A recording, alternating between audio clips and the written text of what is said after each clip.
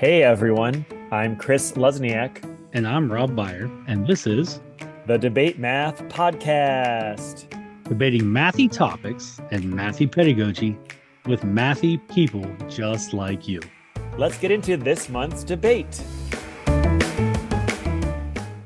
Welcome to Season 3. We wanted to launch our third season with a quick chat and a little preview of what's to come. And a special prize announcement at the end of the episode. So, before we get there, Rob, let's just take a moment to talk about Season 2. We just finished our second season. Have your feelings about debate changed or evolved at all? Tell you what, since we started, even going back to season one, and I go back through all the debates, and in my current job, I have realized that debate is literally everywhere. It's cross curricular.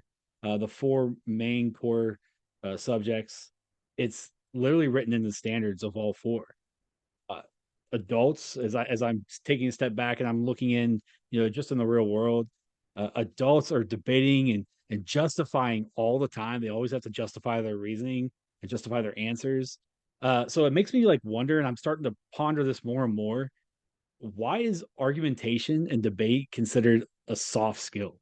It doesn't make sense to me anymore. Why it's less emphasized than some even content areas or pieces of content themselves. I mean, we've had on our podcast, things like getting rid of quadratics, and like to me, I'm wondering if maybe you should get rid of a quadratic and just have a whole course about argumentation, because debate and argumentation to me should not be just soft skills that it's something that, oh well, maybe we could teach kids this. Like it should be something that's a staple, cross curricular in all classes. But with that, I'm actually wondering about you too, because where is your thinking now on debate and math?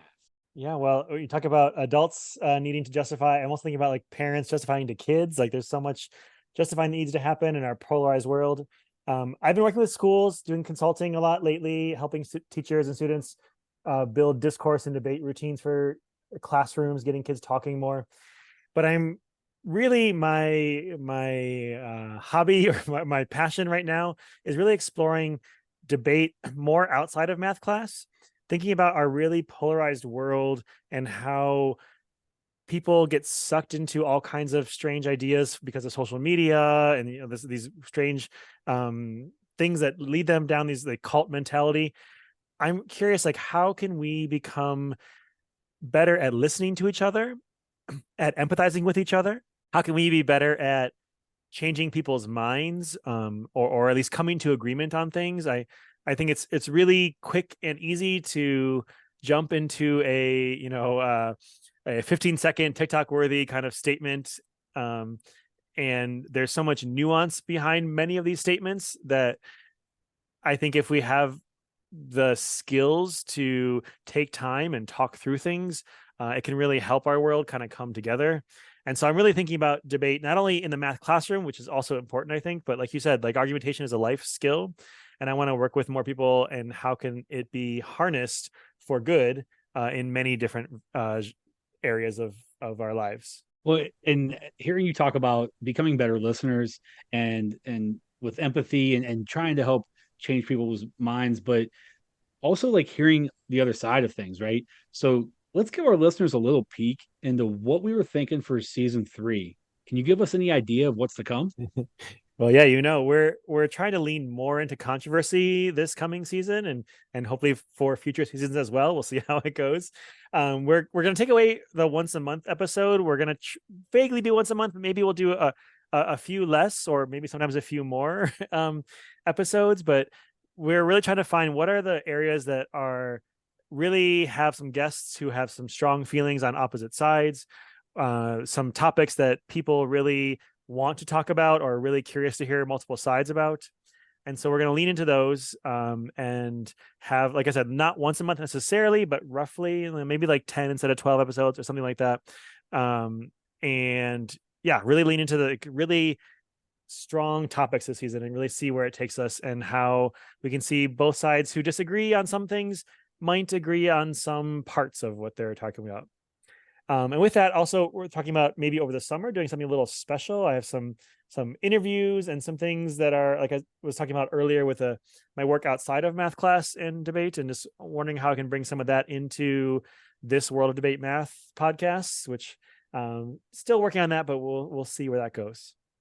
But with that in mind, we need lots of guests. We already are recording 1 or 2 episodes for the 3rd season as we record this, but many more to go. So we need guests. Rob, can you describe how someone can become a guest?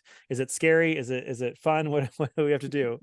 Yeah, it's not scary at all, actually. A lot of the people who come on share with with us how very unscary it is.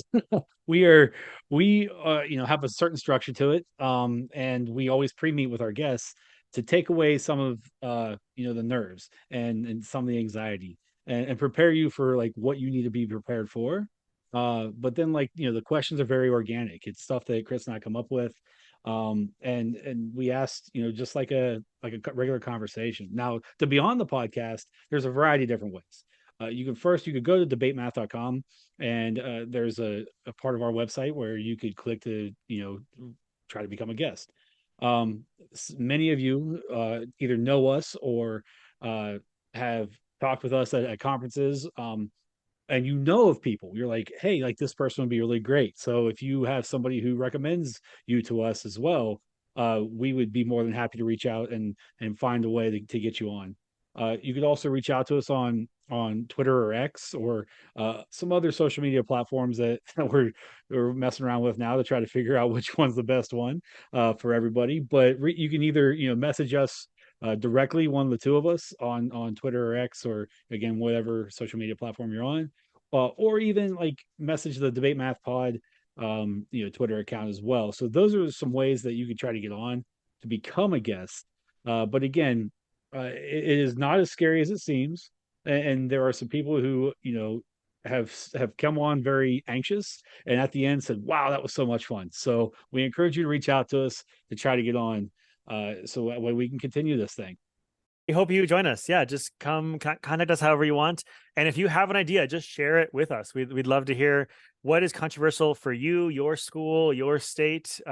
I'm going up to Toronto in just like a month or so now here, and going to do a live debate with some Canadian educators. And I'm excited to hear what they have. And we'll be recording that for this podcast as well.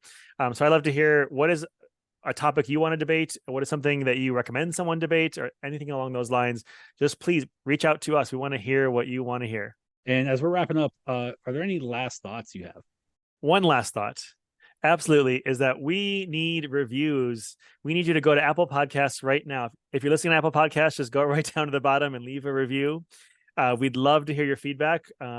We'd love this to be shared more. We have a great base of a couple hundred educators who listen to us every time we put an episode out, but we want to keep increasing that, reach more of an audience, and extend the topics that we do and the guests we can have. So for that, we're going to have a raffle for those who leave us a review on Apple Podcasts.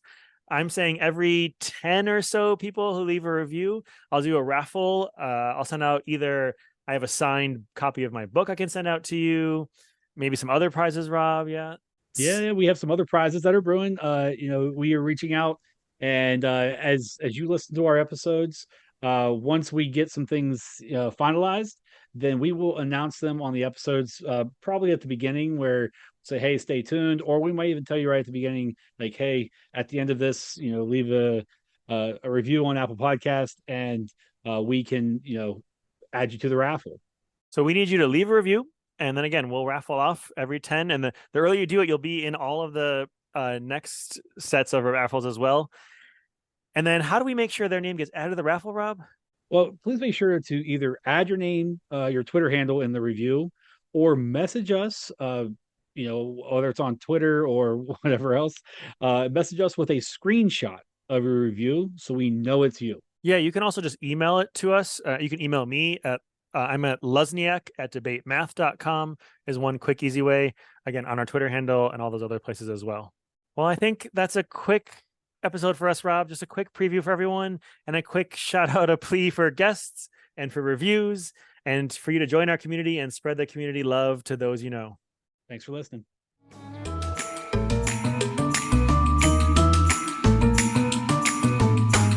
Want to learn more about incorporating debate activities into your math classroom? Go to luzniak.com/podcast to sign up for my mailing list and get your first set of example debate activities you could use with your students today. Go to luzniak.com/podcast.